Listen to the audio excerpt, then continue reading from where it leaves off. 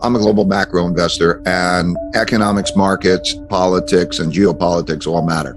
And there were three things that are happening in our lifetimes that never happened in my lifetime or our lifetimes, and that I learned before I had to study past periods. And those three things are the creation of a lot of debt and money. The second is the amount of internal conflict that we're having over money and values and what that's like. And the third is the changing world order with countries like China and Russia competing with the United States in a way that didn't exist before. It's a basic thing. Everybody agrees we need more money and we need more spending. But if you spend more than you earn, you have to borrow. And that creates debt. At first, it's credit, so it gives you buying power. But you have to pay it back, and that becomes depressing. And so in order to avoid that, central banks can print money and buy it back. But when they do that, that depreciates the value of money. So what we had was a lot of money and credit go out to a lot of people, a lot of buying power. Everybody, when they got it, they thought, oh, that's great. And somehow they seem surprised that when they spend it, the prices of everything go up. But the truth is that if you divide the amount of money and credit that's used for spending by the quantity of goods produced, you can calculate, well, the prices will change. And so that's what's going on. And that's what went on in a giant wave, the Federal Reserve and the government together. And that produced a giant amount of inflation, between 7.5% if you use year over year, or if you take the core inflation rate, it's closer to 12 and it's rising. There's some temporary influence, but it's basically because of the amount of spending. You can measure the amount of spending, not because of the bottlenecks. Buying power is what matters, right?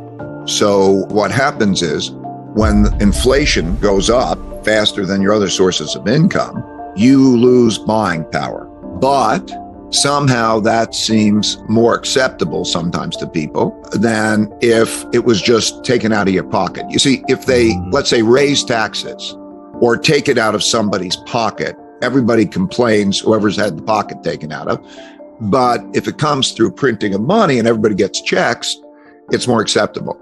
But those who are holding money, like money market funds and bond funds, lose the buying power of that. So think about those bond funds. Those bond funds are like down about 10%, and inflation is up over, let's call it 8%. So they lost 18% of the buying power.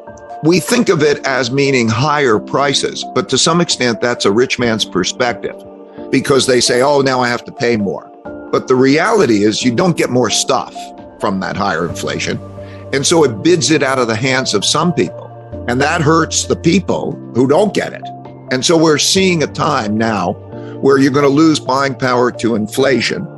And now you're going to see the Federal Reserve also tighten money and credit and raise interest rates.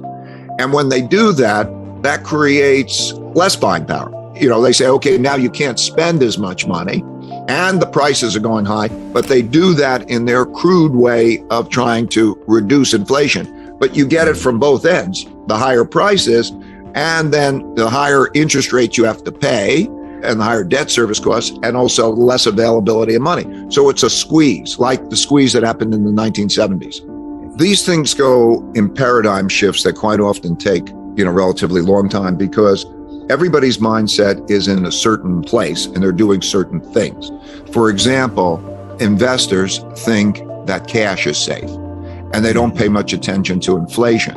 And then what happens is they get inflation and they realize that if I'm holding cash, I'm losing buying power. So then they shift, they sell out their cash or they sell out their bonds and they put that into other things. And when they do that, that also contributes to inflation. Changes like that also happen in a lot of ways, like cost of living increases in compensation, where in the past, when they don't worry about inflation, then they don't think about, do I have an inflation-linked contract for my work? Or do I have enough inflation assets? It might be, do I need to buy, I'm going to store my money in a house. And so that pendulum swing from one mindset and one positioning to another mindset and another positioning in the early stages tends to be self-reinforcing. Those actions produce more inflation and more inflation psychology until that goes to the opposite extreme. Like in the 1970s, people were surprised about what happened because they weren't used to inflation much. Then you had the inflation, and in the beginning, it swung. And then at the end of it, they said inflation will never end, and everybody's positioned for it never ending. And then, of course, what happens is it's so bad that then the central bank goes the opposite extreme, and then they get surprised. And so the 80s was a period which was the exact opposite of the 70s, where you have falling inflation, high real interest rates, and so on. And so the worst assets to own in the 70s were bonds, and the best assets to own in the 80s were bonds. So you see these pendulum swings that way. The amount of political polarity is the greatest since 1900. Compromise is the lowest it's been. It's measured by how voting across party lines. There are two monoliths, and they're at war with each other. And we have populism, which is you have to get on one side or the other. So when the causes that people are behind are more important to them than the system is in jeopardy. The risk of neither party accepting losing the elections is significant. The move toward power dynamics. The idea of democracy is compromise, reaching across, that the law and the rule is of a higher purpose than anything else. But when you get other things that are more important to people, that they're willing to fight for, then you get greater and greater. And it's self-reinforcing, because moderates are people who want to work across party lines and so on, and compromise are through history, through the French Revolution, Russian Revolution, Chinese Revolution, or these are civil wars. In all of those cases, the moderates, they're hurt or they're disposed of, and you have to pick a side. But you're seeing this now. The ideologies are dominant. So, for example, when Elon Musk buys Twitter, the decisions he will make regarding Twitter will probably have a greater effect on our society than the decisions the Supreme Court makes. It's one of the symptoms that it's not normal economics in the usual way. So it's a different game that people should be aware of. I have a principle, which is that if you worry, you don't have to worry. And if you don't worry, you need to worry.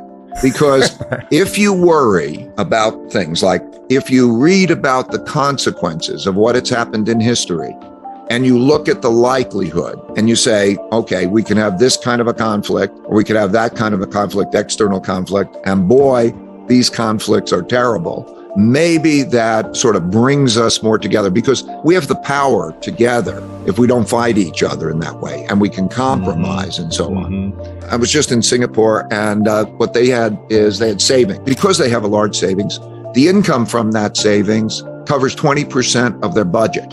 So one generation is giving the other generation a savings, a good education, and civility. And this happens in certain places. What we have left our generation with is debts, a broken down infrastructure, and fighting. I mean, the answer is, if we're all good with each other and we're productive and we earn more than we spend, we won't have a problem. But we got to get there. If I was president of the United States,